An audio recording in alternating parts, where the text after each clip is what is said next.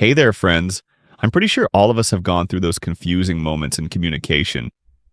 You know, those times when we say something that feels totally normal, totally honest, and yet somehow it upsets someone. They get mad, or worse, they start disliking us. And then we sit there wondering, wait, what did I even say wrong? Some people will tell you, I'm just being honest, right? I'm straightforward. I just say what I think. I don't say anything wrong. But somehow, every time I open my mouth, people get upset or start hating on me. Others might share, I don't get it. What I say is true. I'm not lying. I speak facts. But still, they dislike me. Sometimes they completely misunderstand me. It makes me so frustrated, but there's nothing I can do. And then there are those who quietly wonder, I don't think I did anything wrong. I just live my life minding my own business. But lately, it feels like everyone around me is acting different. Like their attitude has changed toward me. What's going on? I didn't do anything. You see what I mean? Misunderstandings in communication happen all the time. And almost every time something like that happens, there's one thing that's probably true. Somewhere along the line, we made a mistake. Maybe it wasn't on purpose. Maybe it was totally accidental, but it was still a mistake. And that little misstep was enough to create confusion or even conflict. So here's the real question. How do we communicate without making those mistakes? How do we say what we mean without being misunderstood? How do we express ourselves without coming across the wrong way? Without being disliked or accidentally saying something hurtful?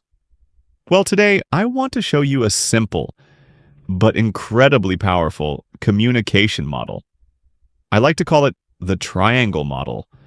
Once you understand this model and start using it in your everyday conversations, no matter who you're talking to, where you are, or what the situation is, you'll be able to avoid misunderstandings, stay out of conflict, and most importantly, you won't be the person others find hard to talk to.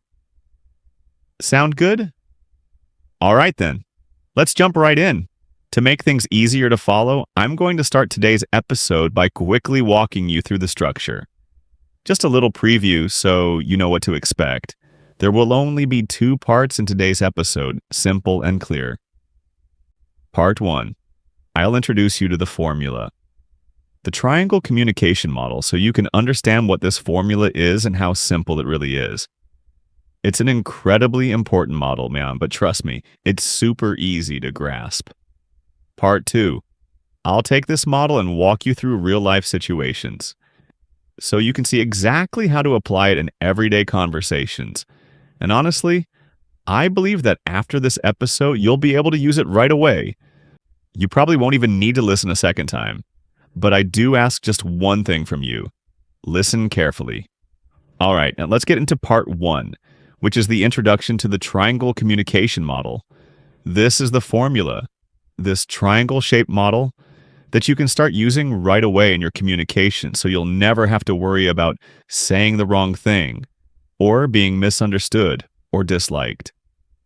This triangle model is based on the core causes of conflict, especially when you're communicating in the workplace, in professional settings, or any environment where you interact frequently with others.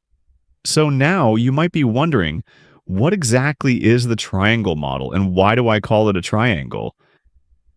Well, it's because this model is built around 3 sides, and these 3 sides are essentially 3 boundaries.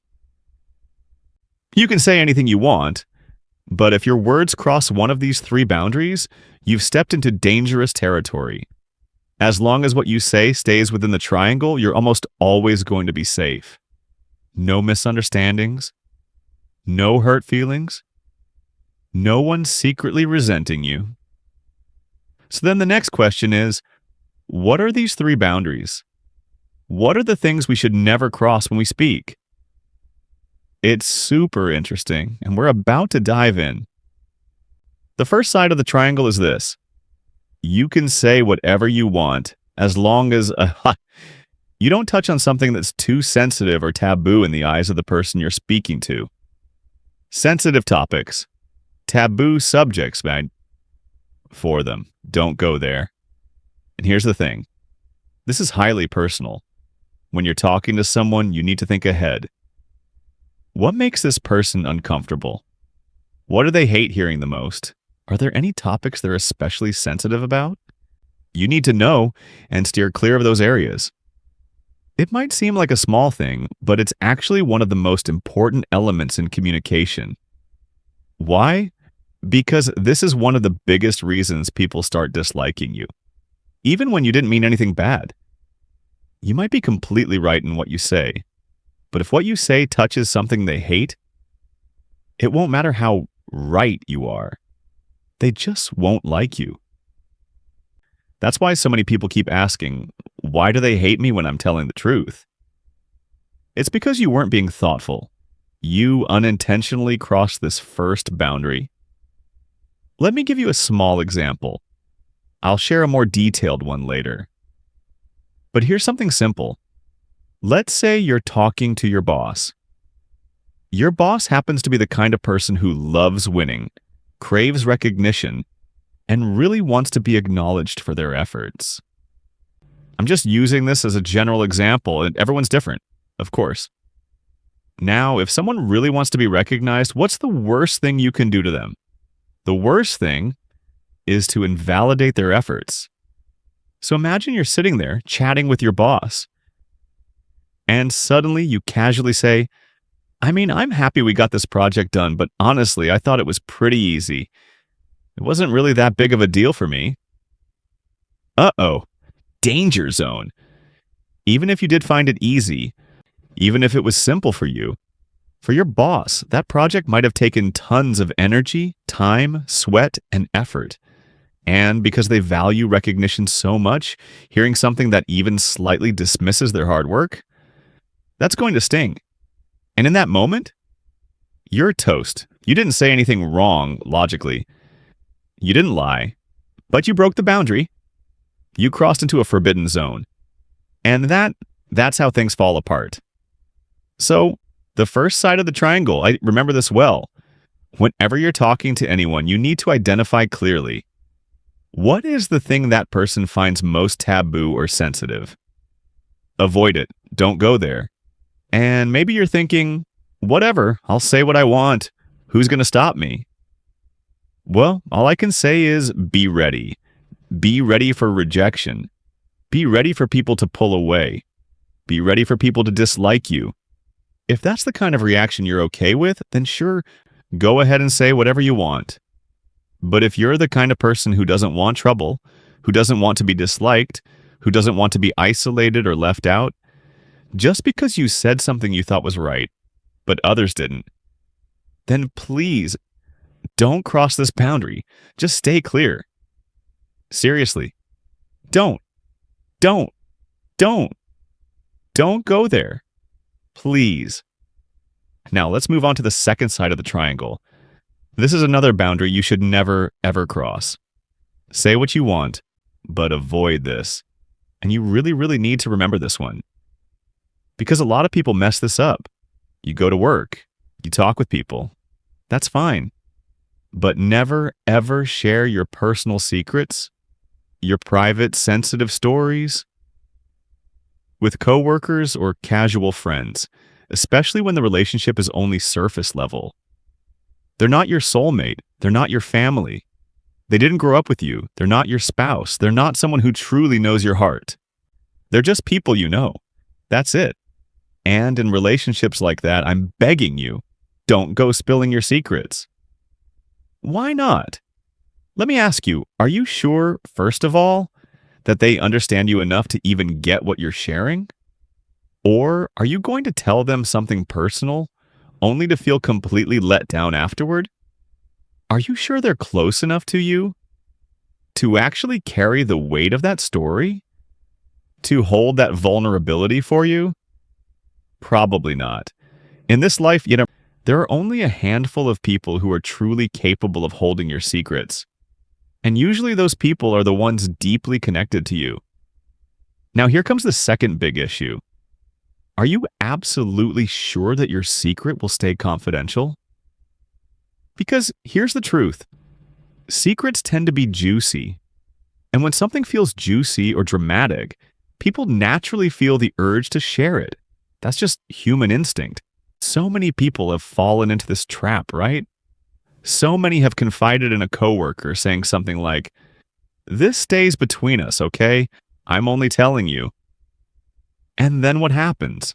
Next thing you know, the entire company knows.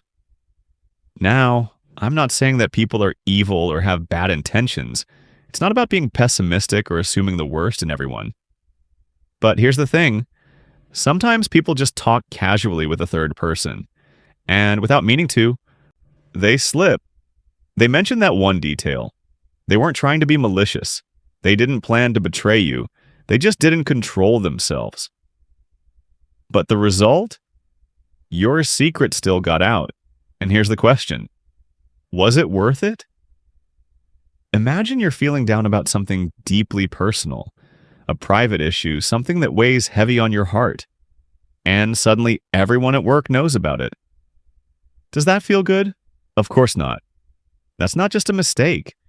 That's you hurting yourself. You didn't protect your own space, and now you're the one left dealing with the consequences. So please, when it comes to this second boundary, don't cross it. Never share your personal secrets at work. In places where the relationships are only casual, in social circles where people only know you in a surface level way, those are not the spaces for heart-to-heart confessions. If something's going on at home, maybe you're frustrated with your husband, your kids, maybe there's a family conflict or some sensitive, deeply personal struggle. Keep it to yourself. Don't bring that into the workplace. Don't turn the office into your therapy session. And if you really need to talk, then talk to someone you truly trust. A real friend, a best friend, a soulmate. But when it's just someone you happen to work with, someone who's just a partner in making a living, please don't share it. Sometimes it's better to keep it to yourself than to share something deeply personal with someone who hasn't truly earned your trust. Because more often than not, it just makes things worse. Please remember this, that second boundary, the second side of the triangle. So many people have fallen because of it. All right, so that's two sides covered. Now we move on to the third, the final boundary, the last side of the triangle. And just like the others, this is something you should never, ever cross. So what is it? Never talk about someone who isn't present during the conversation. Even if it's just a slightly negative comment, don't say it. It's dangerous. Why? Because here's the truth.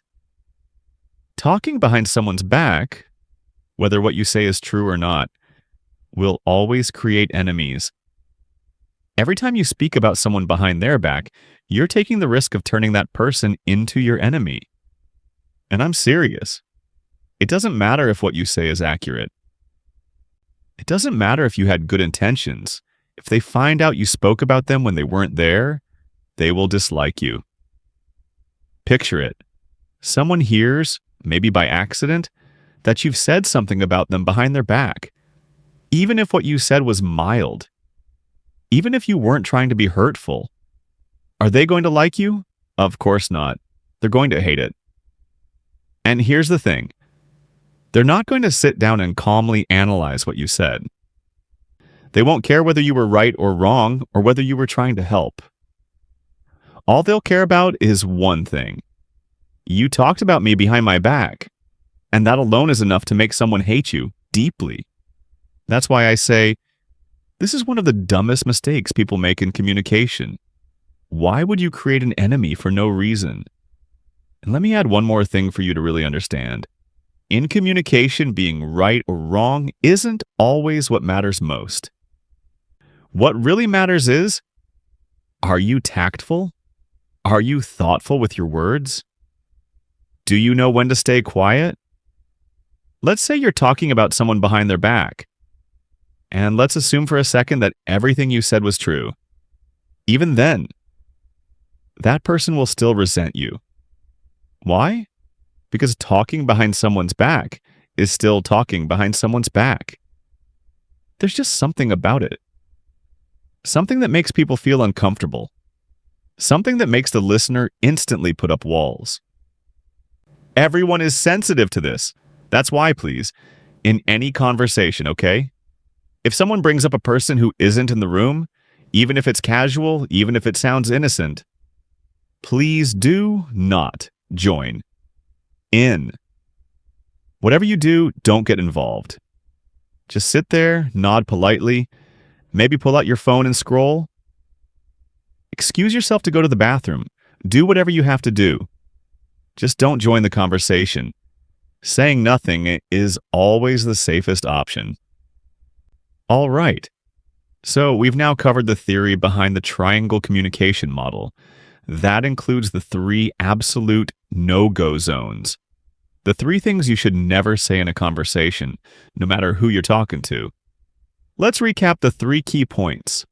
First, never bring up something that the other person is extremely sensitive or uncomfortable about. Even if it seems normal to you, if they hate it, don't go there. Second, don't share your personal secrets with coworkers or people you only have surface-level relationships with. A secret is a secret for a reason. If you tell it to the wrong person, you're just setting yourself up for pain. Third, absolutely never talk about someone who's not present. Even if what you say is just slightly negative, you're already planting the seeds of an enemy. Don't say it, please. All right, that's the full breakdown of the triangle communication model. I hope you've understood it clearly, thoroughly, and in detail. And most importantly, I hope you're ready to apply it in real life. Now we're going to move into the application part. Time for real-world practice.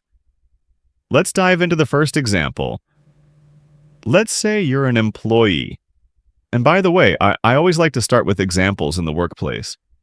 Whether you're the boss or a team member, whether you hold a big title or a small one, I always choose the workplace as the setting for examples. Why? Because the workplace is complicated. It's a place where communication gets messy real fast. In that kind of environment, all it takes is one slightly off comment. And suddenly, you're misunderstood. People dislike you. Conflict starts bubbling up. And next thing you know, you're stuck in a toxic loop of stress and tension. So now let me walk you through an example. Let's say you're a software developer. One morning you get a message from your boss. 2 p.m. Private meeting with me to discuss the mobile app the company's building. You see the message. And naturally you think, okay. Right? But here's the thing. You need to prepare. Why? Because you're about to enter an important conversation with your boss. And there's a risk. If you accidentally say something that rubs him the wrong way, you might end up in a tough spot. That's just how the workplace works. Too many people are way too naive about this. They assume things like, well, this is how I think, so everyone else probably thinks the same way. Nope. Come on now. Don't be that naive. I'm serious. Put 20 people in a room, and you could easily get 20 different opinions on the same issue. So don't ever walk into a conversation assuming your mindset is the default. It's not. That's why you need to prepare. Before walking into that meeting room, you should be asking yourself, what should I say? And more importantly, what should I not say? How do you avoid saying the wrong thing or being misunderstood? That's when you bring back the triangle communication model. Ask yourself, does this boss have any taboos? What is he sensitive about? Now let's say after working with him for a while, you've observed him, paid attention, and you realize, hey, he's actually a pretty chill guy. No big issues, nothing too intense. He only has one pet peeve. He hates being interrupted. That's it. Everything else? Totally fine. Well, that's great news for you. Low risk, easy boundary. So now all you have to do is remember that one thing. When you walk into that meeting, let him finish speaking before you say a word. All right, and don't forget the second side of the triangle. Don't share your personal secrets. Don't just blurt out your private struggles. Here's an example. You're having a friendly chat with your boss. Things are getting a bit more relaxed. The distance is closing, and then suddenly you say, "Boss, honestly, I've been feeling really down lately. My little brother is addicted to gambling, lost a lot of money, and now the family doesn't know what to do. I don't have money to help him, and I've been really stressed out these days." Whoa, you just shared a lot. You might think, if I open up like this, they'll understand me. They'll empathize. But that's not guaranteed. People react to personal stories in 1,000 different ways. Maybe your boss is thinking, "Oh no, this guy's got family problems. He probably won't focus on work anymore. Better assign important tasks to someone else." And just like that, you're done. I'm telling you honestly, the biggest mistake is thinking that if you say something, people will automatically think the same way you do and feel sympathy like you do. Nope. Everyone thinks differently. So the best move is, don't share deeply personal stuff unless it's absolutely necessary, especially at work. If it's not necessary, don't say it. Speaking up will only put you at a disadvantage. Or imagine this, you're sitting in a conversation and you slip up again, breaking one of the triangle communication model's rules, specifically the one about personal private matters. You open your mouth and say, "Lately, my wife and I have been fighting a lot. I think something's off with her recently. I'm worried, boss. I just can't focus on work. So if I'm a little slow, please understand." Once again, that's being naive. That kind of stuff should be shared with a close friend, a soulmate, someone who's truly been there for you for years, not brought into the office or workplace. People will think differently about you. I'm not saying your boss is bad. I'm not saying your boss will gossip behind your back. But everyone reacts to information in their own way. Like I said earlier, when a worker starts getting distracted, no matter how valid or sad the reason, people will think, "Oh, this guy's not focused on work anymore." And you know what? You're at work to get your job done. If you don't do it well, people will judge you differently. So please, keep it inside. Don't say it. Don't be naive. Seriously, don't cross that boundary. Now let's move on to the next side of the triangle. You might think, I can say whatever I want. Speak freely. Then, during the conversation, your boss casually mentions James. And James is that guy who sits right across from you every day. You know him. He's often late, distracted, irresponsible. But your boss isn't criticizing James or anything. He just casually brought him up. Then you jump in, poking your nose in. "Oh, James. Yeah, honestly, I think he's always kind of slacking off. His work isn't consistent." No, I'm not trying to talk trash. I just want you to know so you can manage him better. I just want what's best for the team. Oh boy, that's another big mistake. Don't be too clever. Don't talk about someone who isn't there. When you do that, you're basically underestimating your boss. Like you think he doesn't know what's going on and you need to fill him in. No. Managing people is your boss's job. That's his expertise. And he's not stupid. He already knows who's doing well and who's slacking off. So please, don't be a smart aleck. Don't bring up someone who's not present. If James ever finds out you said that behind his back, well, congratulations. You just made yourself an enemy. And then you get disliked. And at night you'll wonder, wait, what did I do wrong? Why do people hate me? The key message I want you to get from today's talk is this. You can say anything you want. If you like something, say it. If your boss asks a question, answer it. But you absolutely must avoid the three sides of that triangle. First, don't say anything sensitive or taboo in your boss's eyes. In our example, that meant no interrupting. Second, don't share your deeply personal secret stuff.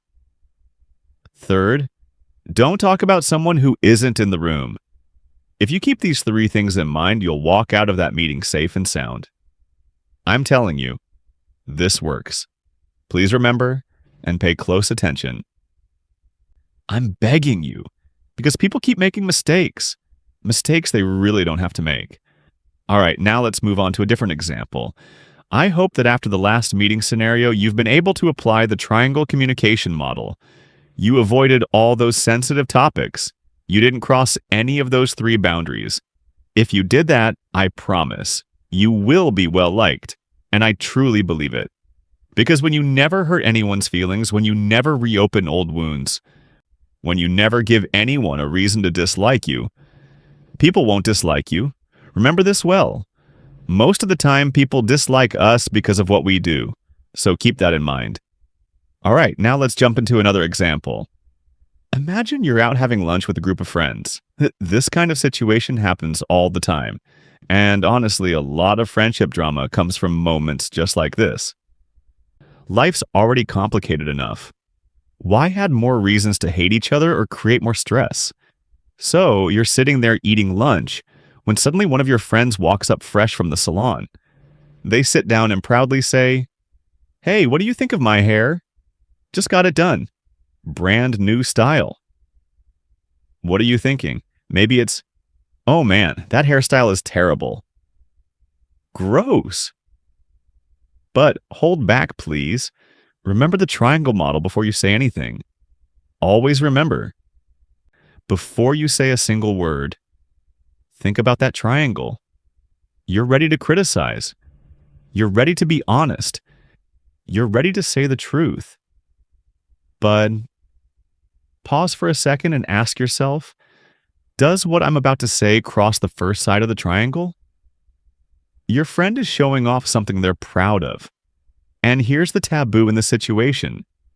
Nobody likes being criticized for something they take pride in, so hold back. Don't insult. Now, am I telling you to be fake? Absolutely not. I'm not asking you to be fake. I just want you to understand one thing. Respect what someone else is proud of. Why ruin their mood? Why cross that taboo? You can totally say something neutral like, "Well, as long as you feel confident, it looks good." Or, "New style, huh? Definitely unique." You don't have to flatter, but in communication, you need to respect the other person's feelings. This is super important. Right or wrong doesn't really matter in everyday conversations, you know? What matters is being wise about how you say things. Don't get me wrong. Don't say I'm telling you to be fake or to agree with something you don't actually like. No way. What I'm saying is, you gotta be more skillful and don't cross those taboos. Now, if you're right, what good does it do? If you make someone lose their mood, if they start to dislike you, if they say, "That guy's so rude," who loses then? You do. So why jump headfirst into that pit? Just avoid it. It's way easier. Here's a real example. No joke. You can talk about anything. Celebrities, movies, work, hobbies, anything goes.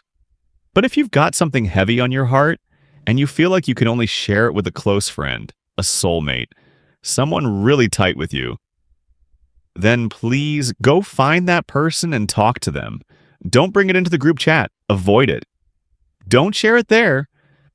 That's the safest choice. Maybe you feel the need to open up, but if you share in the wrong place, it'll be 1,000 times more exhausting than keeping it inside. Sometimes your pain, if you're careless and spill it, ends up becoming gossip. People talk behind your back when you're not around. Man, that hurts. So please don't say it. It's not by chance that I always stress this special side of the communication triangle, because crossing it can hurt you deeply. And the third side of the triangle, if you happen to overhear someone being mentioned in a conversation, someone who isn't actually there, don't join in, don't say anything. Or better yet, take the lead and say something like, "Hey, this is kind of weird. They're not here, so it feels off to be talking about them." If you can't say that, then just don't participate. Pull out your phone and scroll. Go to the restroom if you want. This is the moment you start distancing yourself from that conversation. That's enough. Now, if you find yourself in a toxic group where people constantly badmouth others, Ask yourself, do you really need to be part of that group? Watch out, you'll get poisoned by it too. Step away for your own safety. I see so many groups of friends who sit around just to trash talk their boss. And if the boss ever finds out you're talking behind their back, well, that's it. You're done. Your future there is basically over.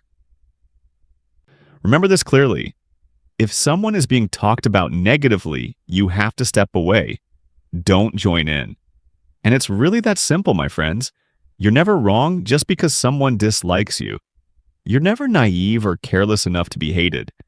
You don't get hurt because of your uncontrolled sharing. And you're never labeled as someone who talks behind others' backs. When you follow the three sides of the triangle, I see you as safe.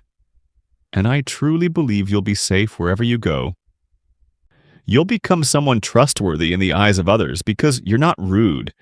You know how to hold yourself, and you build trust by giving people this feeling. That person has never spoken badly about anyone.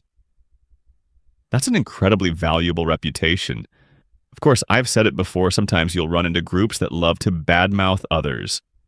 If you get disliked by that kind of group, just accept it, because you'll get disliked no matter what you do with them. Those toxic groups, those who constantly gossip and drag others down, you have to step away for your own good. Even if they hate you for it, joining them would be much worse. What I'm saying is, in all other situations, you will never be disliked if you live by and apply the three-sided triangle communication model I've shared with you today. I wish you lots of clarity, awareness, and thoughtful reflection on these three sides of the triangle. Your workplace life, your social communication, will be safer and much less likely to create enemies. More than anyone, I'm someone who's lived this, practiced it every day, every hour. Keep going. And now that's all for today's show. If you found this video helpful and meaningful, please give me a like and hit subscribe. It really motivates me. Thanks so much, and see you in the next episode.